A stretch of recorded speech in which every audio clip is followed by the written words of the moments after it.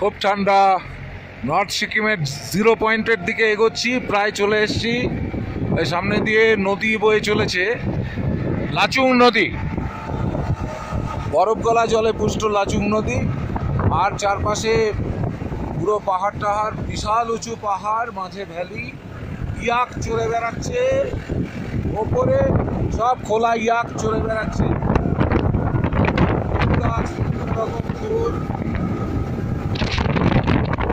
খালি আমরা ওপরে উঠেই যাচ্ছি, লোকজন এখানে থাকে না।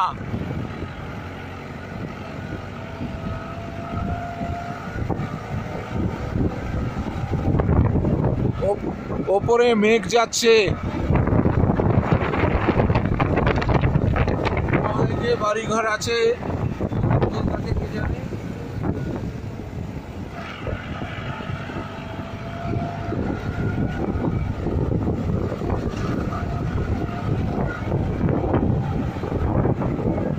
অনেক উঁচুতে,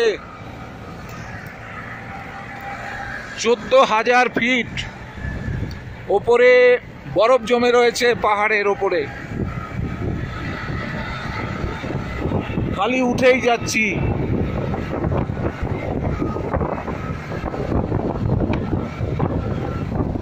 দু একটা পাখি দেখছি, কি পাখি জানি না, কাক না বাজ পাখি কে জানে।